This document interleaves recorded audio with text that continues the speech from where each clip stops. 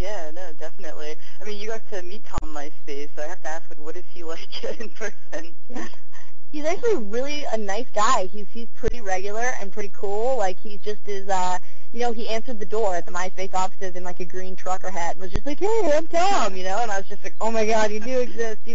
But he's a really cool guy. Like, I went out there and showcased, and that week I was, like, sitting in his house with the MySpace staff watching American Idol and ordering pizza. Like, he's very much just a real person, which is so refreshing, from somebody who's, not been surrounded by this, didn't grow up in this business, around people who are, whatever, think, like, way too highly of themselves. Like, I didn't grow up around any of that. So I, like, always appreciate it so much when people are just regular people, and Tom very much is. No, that's awesome. No, a lot of people have, like, seen you on One Tree Hill because you play, actually, Kevin Federline's keyboardist in a band. What has that kind of experience been like for you? Was that, like, your first kind of, like, stint on, like, TV? Yeah, that was my first experience with acting, really. I mean, I never planned on being an actress or anything like that.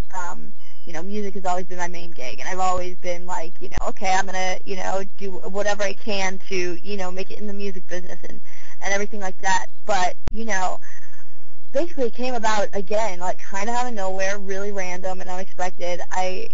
My manager called me and said that there was an audition for this part, for a female actress to play a singer-songwriter on One Tree Hill, and I was just like, there's no way I'm going to get that part. Like, I don't act, like, I'd taken, like, a beginning acting class in college because I thought it would be, like, fun, and that was the extent. Like, maybe been in the chorus of a musical in high school, like, totally, was like, I'm going into this completely green.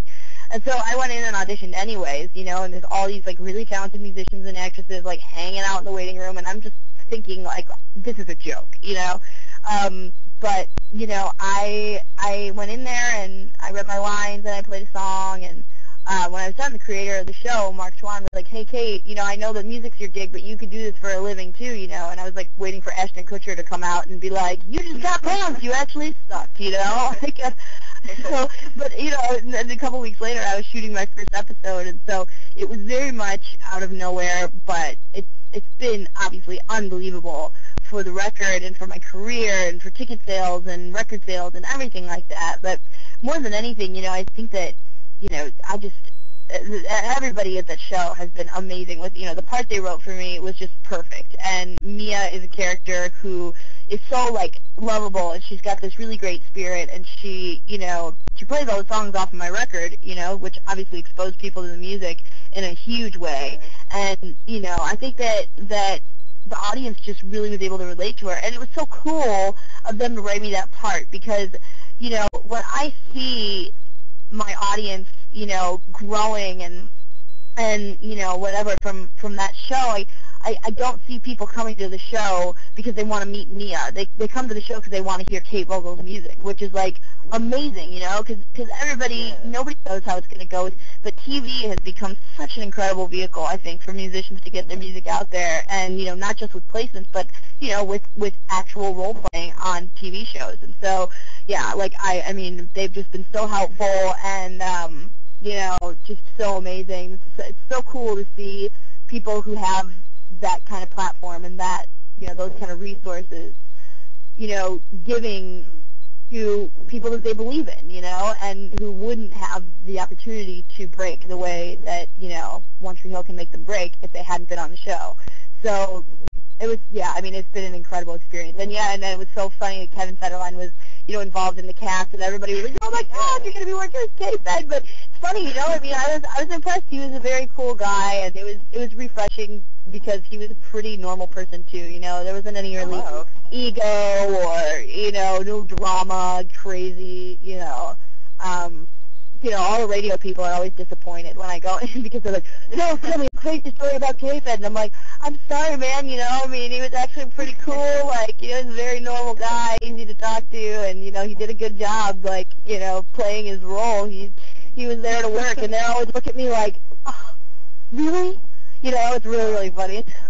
No crazy stories on set or anything. No little crazy stories on set. Yeah, which, like, you know, half of me was disappointed because obviously I knew that I was going to get this question every day of my life. And, you know, but at the same time, I was more, like I said before, like, I really can appreciate people who just, you know, are just genuine and amidst all of this crazy, you know, craziness that this business and the entertainment business or whatever kind of throws at you. I think there's a lot to be said for being able to kind of keep your cool and stay, you know, real through all that. And he really did seem like a pretty, you know, regular guy. So I was definitely more impressed than I was disappointed that, you know, Sean and Jaden didn't show up.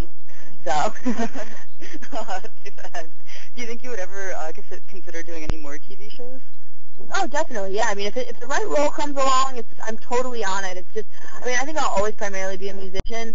I think that's my main thing, you know, and it always will be. But, you know, you never know. Like I said, I think the best things kind of come out of nowhere. And so if it's the right role and it seems like something, you know, that really speaks to me and I feel like it's, you know, the right thing, then I loved acting. It was a really creative experience. Very cool. Cool. Now, as far as, like, any, like, future releases or anything, do you, like, actually write when you're on the road?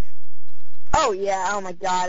I think I write more probably when I'm on the road and when I'm busy and when it's inconvenient because that's when you're really getting a lot of inspiration and you're, you know, having all these new experiences and opportunities and meeting people and just, you know, having all kinds of crazy adventures, and that's all total inspiration. You know, you never get any good material when you have a couple days off and you've got a pen and paper and your guitar and, you know, the whole day free. You never get anything. You know, it's just like, you've got to be, and I think that's what's awesome about it is, you know, creativity. You can't just, like, summon the muse, like, at any time that you want, but that's what makes it awesome because it's real and it's genuine and it really comes from a place that, you know, is something that is kind of brought on by real experiences, and that's why people can relate to it, and it's why it speaks to people, I think.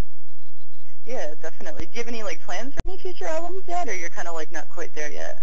Not quite there yet. I mean, obviously, I've got enough songs to release 10 future albums, you know, right now, but I think that, you know, since we just released this one, I'll be writing it out for a while and touring and everything, because I'm so excited about this record. But, you know, obviously I want to be making records the rest of my life, and I certainly have been working on a lot of material for that. So, yeah, I'm excited, you know, to just kind of continue the ride, and when the time comes, I can't wait to get back in the studio.